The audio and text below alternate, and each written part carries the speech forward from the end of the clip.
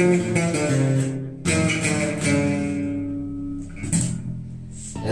everyone, how are you doing? I just welcome you for a wonderful month of November, and I hope you've been doing well. Yeah, and today I'm really happy and grateful to be here again and before you guys. My name is Ovgilberto. I'm a bassist, and this is my official YouTube channel. I welcome all of you, all the new members, all the oldies, all the OBs and OGs, you know. And so I want to thank a number of people who are always supporting me, and I won't forget to thank people like Daphne and Shalom. They really market me online. I'm really so grateful for the great effort and the kind of work they're doing for me. Yeah. And today I've come with a very simple topic for all of you in this month of November. The number of weeks to come, I'll be posting for you some Christmas performances of our Christmas songs. But today I want to, do a lesson for you about 5 tips that you have to know as a bass player, beginner bass player.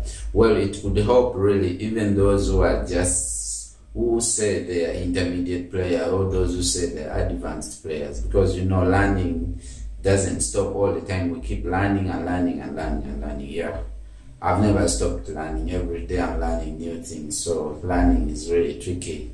You stop, the theory says when you stop learning, you start dying. It's a very bad word. So the 5 tips which you have to know as a beginner, bass player, they're really very important for you. And so before we do anything more, I want to remind all of you, those of you who have never subscribed to this channel, please subscribe, like and comment. You're free to share my videos, you're free to download them, but maybe give it a thumbs up, maybe at the end of the lesson or at the very beginning. You're free to subscribe and like and comment. It's really good for me, and you really have supported my work and all the things I'm doing. Yeah. So if you're ready, grab your bass and we get started.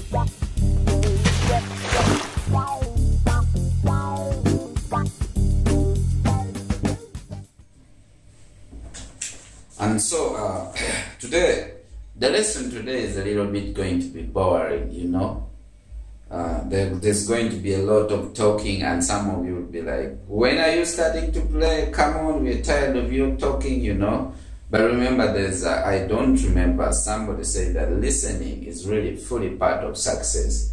That we don't only become successful by doing things, but also by listening to what that people say. So I'll borrow that idea to you. It's gonna be a little bit boring, a lot of talking, very few illustrations. Yeah, no much playing, I'm only going to give you valuable information which you really need to use. If you're a beginner, just sit down and take your time. Now, tip number 1. Remember, I told you we are having 5 tips, But there could be more, you know what I mean. So tip number 1 is that, as a beginner player, start off with what bass to play. Is it a 4-string bass, 5-string bass, 6-string bass? These days there's 7-string bass, there's 8, It's coming on the way and people already playing. So for my sake, basically I advise people to start with a 4-string bass. Basically, I have been trained as a jazz bassist overall, but I'm a double bassist as well. So I really understand better the concept of 4-string. If you're a double bassist, you know what I'm talking about. 4-string is really very authentic, very basic, There are a lot of things you can control when you're on 4-string. So I suggest that a beginner bassist start with 4 strings. And with 4 strings, take care of things like the fretboard marks. Fretboard marks are normally the dots which are in between here, Some basses don't have them here.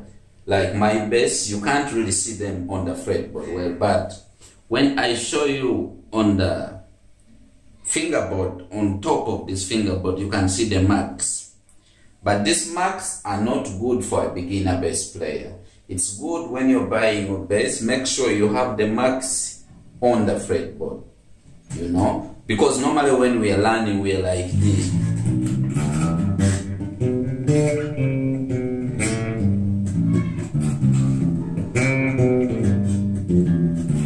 I mean, I'm just playing anything. You know, it's Christmas season, so I won't play things which are really relevant to Christmas. Yeah. So it's good you pick a bass that has the marks in between. That's tip number one. And number two, our tip number two is that practice, if possible, using a mirror in front of a mirror. Yeah. Practice in front of a mirror, you know. Practicing in front of a mirror in the very beginning as a beginning bassist is really very important. There are things that you need to know, things like facial expressions, things like how do you look, how do you appear at some points when you are playing, how is your appearance, do you appreciate your appearance? If you appreciate your appearance, then people will start appreciating your appearance, you know. You could bend up a note.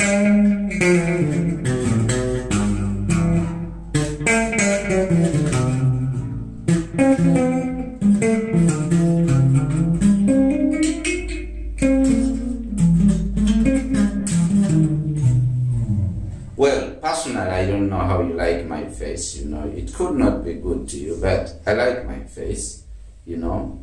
And I wasn't like that in the very beginning.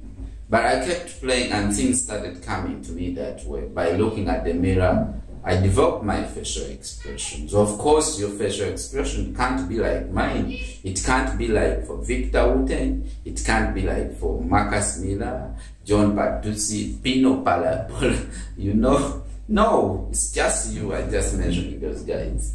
So always practice in using a mirror, and that will help you a lot. Tip number three, know the notes on the strings, you know. Like, for example, the first thing you need to know is on a 4-string bass. Very unfortunately, I'm talking to you and I'm using a 5-string bass. Sometime back, some guys complain to me, why don't you show us using a 4-string? It doesn't really matter. I'm really a 4 and 5-string player. I'm sure about that. But what I want to say is that know your notes. If just forget about this string now for this case, only think about these 4 strings. Number 1 string is a G, you know. Number 2 string is a D. Number 3 string is a A, and number 4 string is a E. This is when the tuning is perfect fourth. Well, that's a very big term to some people. If you don't know music theory, E, the 4 of E is a A. That is the perfect fourth. The 4 of A is a D. And then the 4 of D is G. That's perfect fourth tuning, and which really rhyme with all the instruments easily. Well, you could change the notes to anything. So you have to also know that some people tune half step, detune half step, or they detune whole step. I don't normally use detuning issues with bass. I use it perfect for tuning. I feel it much more comfortable there. But many guys, you know, who are doing that, they're really doing good there. So take note of the notes on the string, the tuning. You should know how to tune. If you don't have a piano to tune, buy a digital tuner. Like, I have something here. Oh my God. I have something here. If you can see, this is a digital tuner. I put it somehow behind the bass. There are very many types that you can really use. And this show you it's a G, and then it reads for you your G, you know, something like that. Oh yeah. Now, tips number 4. Think about the shape of your finger on the bass. Always. I would say these few words. Very many people have very awkward fingering on the bass, even though they are playing so good. well, I might say my fingers are good and somebody else is like, they're not good, you know. But there are people, you know, like if you talk of Gary Willis, for example, you know, and many others, but I will show you people who are really very serious about the finger technique. You look at Victor Houghton, the oldies time when he was playing in around between 2019 something, you know. He was very, these days is grown up and is having experience. Sometimes you see him, he doesn't care about his fingers, but still tone-wise is good, you know. So think about your fingers. You as a beginner, the issue is if you learn wrong fingering, if you don't care about your finger, it's gonna grow more ugly and ugly. That's a bad word to say. It will be ugly and ugly. So with fingering, look at, for example, I use the key of C.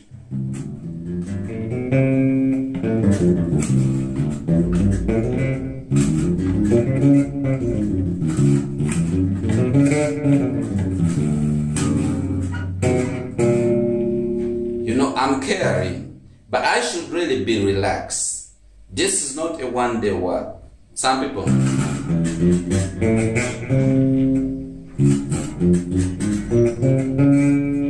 And don't think on the right hand. Think of the, left hand only. Think of the right hand too. It should be index, middle, index, middle, index, middle, or middle, index, any of the two, you know. So whenever you think much about, you know, your fingers, you should really be relaxed, you know. When I put this, you know, my finger, this side shouldn't go on top, you know.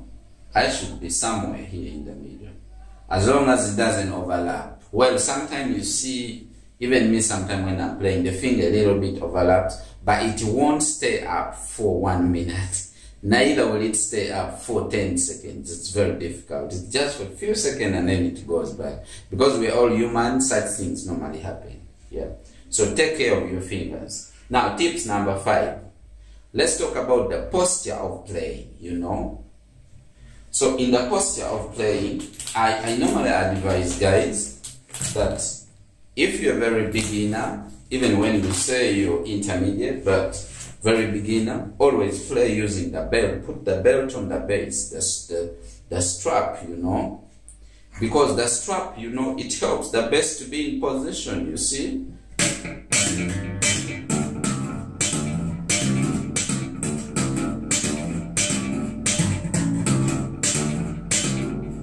It's in play.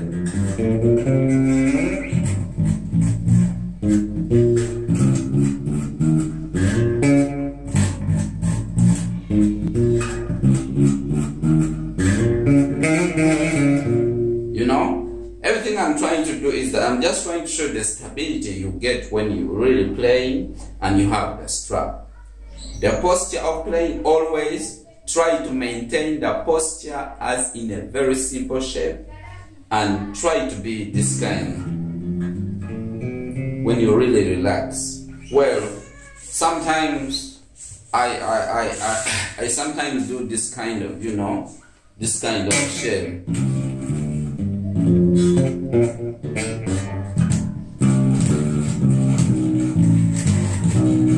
When I'm doing those walking bass, so I put, it's a kind of classical style, you know. You see very many players do that.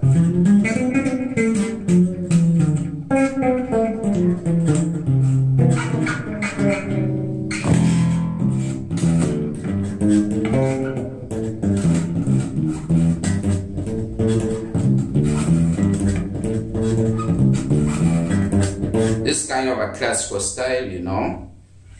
Generally it's kind of a classical style, but this is mostly what all of us play most of the time, you know. Mind about your posture and have a genuine posture that really helps you to be stable on the bass, and your fingers are, you don't have pressure, you should have, fingers should be very free and really do it well. Yeah. Now, the fifth, there are things I will talk about which are really not the techniques. I want the top of the 5, the things like what to practice, for example, you know. Now, the first thing is that think about, let's see the major scale.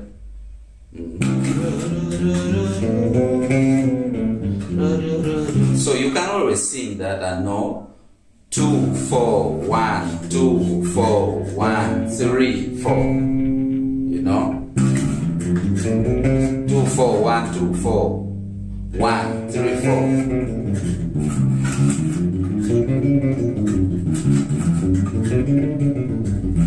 And practice such things with metronome. Start by 60, go on increasing by 10 up to around 200 if you can, you know. And then another thing, you can also play arpeggio.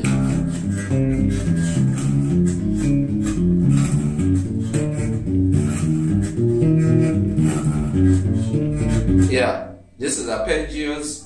The problem with arpeggios, there will always be more notes. That's what you'll find. You can also play triad. Triads will just mean 3-note chord, you know, 3-note chord. So triad is easy to play with on bass, you know.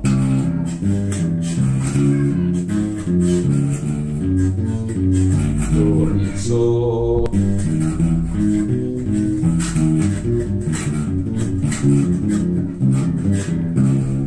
yeah, and you can play with such things in your practices. Give it time. I'm going to practice scale for around maybe 30 minutes. I'm going to practice maybe a major scale for 30 minutes in all keys, arpeggio for 30 minutes in all keys, triads for 30 minutes in all keys. Divide your practice and be consistent.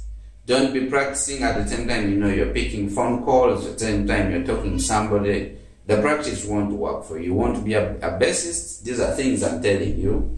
Now, the last thing I will talk about is that don't be afraid, you know, to ask people questions. You see, you have people, you have friends wherever in your village, wherever you stay, on YouTube, on internet, on Facebook, Instagram, Twitter, to mention by a few, you know. You have friends that you can talk to. Hello, so and so. How do I sound on bass? How is my tone? Yeah, when listen to the song I played, how do I sound? What should I correct? You know, if you don't have such humbleness of asking questions, you won't really be a good musician and you won't really be a good bassist. You need to ask questions, ask superiors, people you think they're really doing better than you. Let them try to tell you how they feel about your playing. Well, some might be negative, some might be good, but try to work towards positivity, and then you find out that in the long run you're really doing good, you know, and it's not a problem to you, you see. So asking questions about how you're performing is really very important, you know. And many bass players or many musicians, they're really not down to earth. They feel what I know is enough. Ask questions. So these tips I have shared with you, I hope they have really been helpful to you. These things I tell you, even though I've been in the music school and nobody really taught me this, but because of my experience in the playing and the learning and the practices I do every day, these are the experiences I do in my life that I develop what to teach you guys, and I hope that these things can benefit you. And so, alright, if the lesson has really benefited you, don't forget to comment, subscribe or like if you haven't any of that. And then I wish you the best. See you guys next week. Bye bye.